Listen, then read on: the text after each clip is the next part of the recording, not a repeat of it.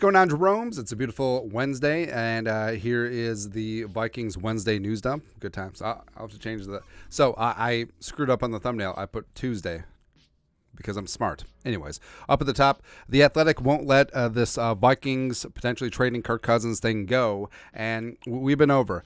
I don't think Kirk would waive his no-trade clause, as well as I don't think the Vikings would find requisite value, and I don't think the Jets or the Falcons right now are the two teams that potentially could make a deal, would be that interested. But the Athletic still spun it up. Vikings trade Kirk Cousins to the Jets for a 2024 third rounder. Remember, they can't deal their first or second yet until the Rodgers compensation is solidified, even though it's probably going to be a second rounder, not the first, as well as a 2025 second round pick. So would the Vikings do that?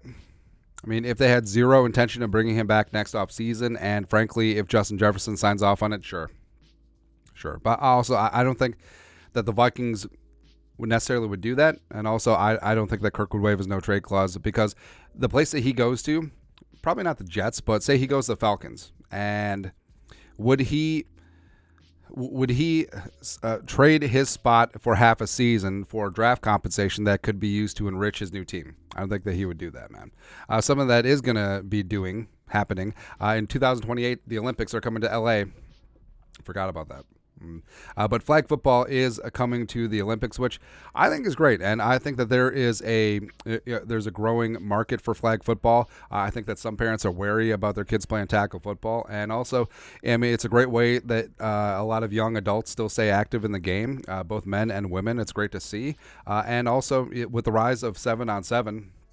I mean, it's basically branching off into a different sport, and it's going to be awesome to see it in the Olympics. I mean, the Americans obviously should be favored, but I think in terms of growing the game, people from other countries seeing this in the Olympics, getting interested, going on the YouTube or YouTube equivalents in their countries and finding clips of the NFL, and I think it's good for everything. I think it's going to be really good overall. Plus, Gronk and Micah Parsons already said that they're going to be on the team. We'll see.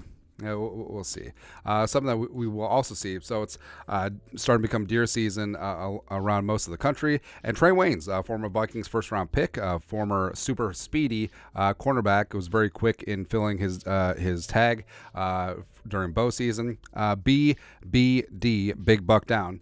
Just punched my first whitetail tag ever. This is also my first animal with a bow.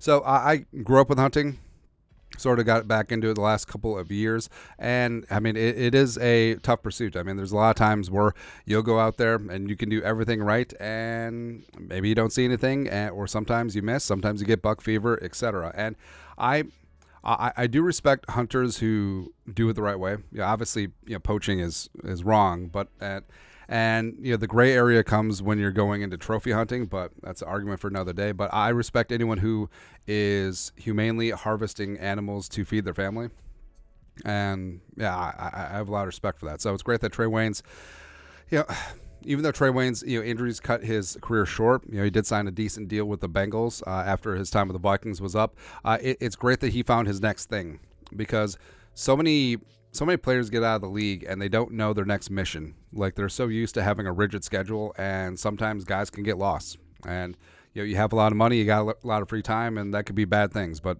glad that Trey Waynes found his next thing. Also, speaking of next thing, so DJ Wonnum's looking for his next contract. He's in a contract year. Vikings fan page go.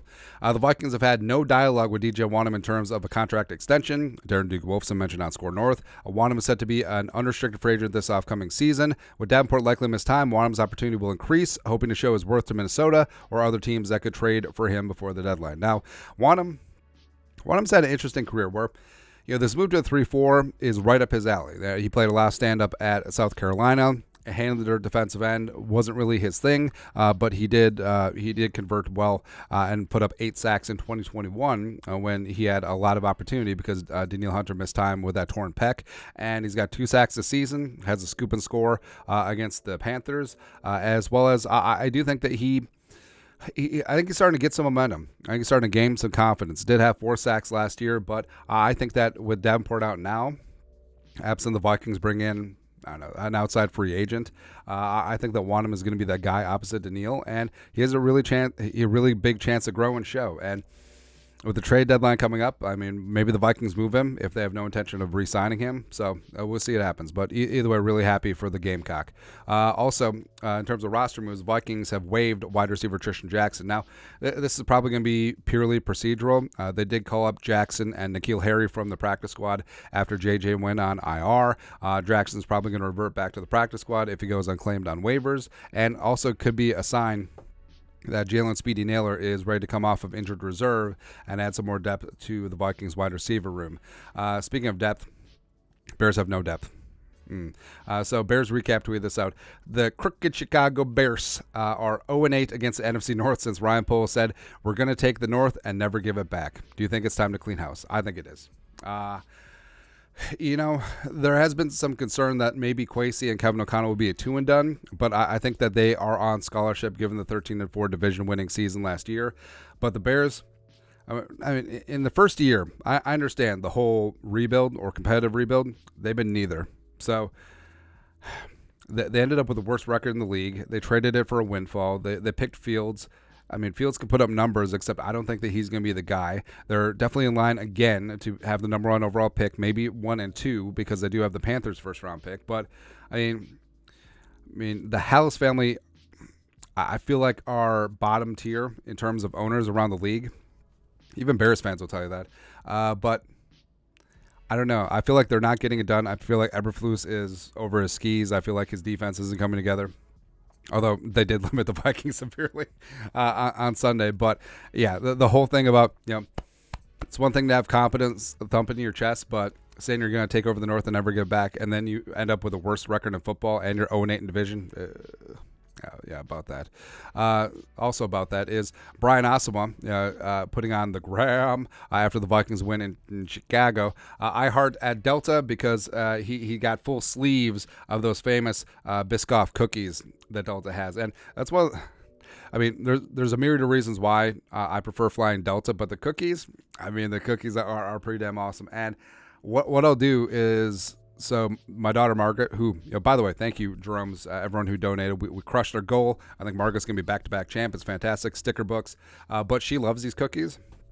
So I will grab a cookie whenever I can from the stewardess and or the flight attendant and go from there. It's really good. But Delta is the official airline of the Vikings, so getting sleeves of cookies, no big deal. No problem, man. Also, so we don't get Kirko chains this year, but do we get cookie Kirko? Maybe. I don't know. Also on Instagram, Caleb Evans posted a photo of his DPI on third down on the long shot against, I think that was against Mooney. It doesn't matter. But he said, I guess, crying emoji. And it was a spot where I thought it was a very clean DPI. And the problem is, like, from crew to crew, it differs. Like, Caleb Evans, was he more grabby than at the end of the Bills-Giants game, when the Bills defender just grabbed Darren Waller? No. But one got called, one didn't. And time of game shouldn't come in and be a factor. But, I mean, this is a big-time spot. I mean, this was third and forever, and Evans got himself a nice PBU, but they call him for DPI? Nah. This on the heels of Jalen Johnson just grabbing KJ Osborne's jersey on third down. I don't know. Again, inconsistencies in officiating constantly going against the Vikings. It happens. Man. But Caleb Evans is going to be a stud if he can stay healthy. Also, in Dancing with the Stars news, so former Tennessee Titans running back Adrian Peterson has been eliminated from Dancing with the Stars. And our Dancing with the Stars correspondent, producer Allie, she sent me this, and I share this with permission. Adrian Peterson danced a Viennese waltz, and one of the judges said it was the most touching dances of the night. Another judge gave him props, saying how transformative the dance was for him. He got straight 7s from 3 judges for a total score of 21. I don't know the show. Is 7 good? I'm guessing 7 is out of 10. Who knows? In previous weeks, Adrian looked kind of heavy, like he was just powering through the dances, and this Viennese waltz was had gentleness and an ebb and flow dynamic. So Adrian dances well, but still gets eliminated. It happens, man. It happens. Also happening on Monday night when the Vikings are going to shock the San Francisco 49ers is that there will be Manningcast. And Manningcast isn't on every Monday night game, but Peyton and Eli and a cast of thousands will be there breaking down Vikings and the Niners. Now, I generally don't watch Manningcast because usually, like, if I'm got Thursday to Sunday night or Monday Night Football on, I'll just have it on mute and I'll just be working on something or whatever in the office here. So I generally don't have the sound on anyway. So I generally don't tune into Manningcast, but it'd be interesting. Well, first off, if the game is a blowout in either direction, I'll tune to the Manningcast. I mean, the Vikings tuning up the Niners up 40-6. Let's go. I want to see what Peyton says about him. Well, it just proves that Kirk Cousins is the best quarterback of all time, or something like that. That's why we're trading him to the Jets. Great. But that's it. That's your Wednesday Vikings news dump. Thanks very much for coming along. You guys are the best. Skol, production value.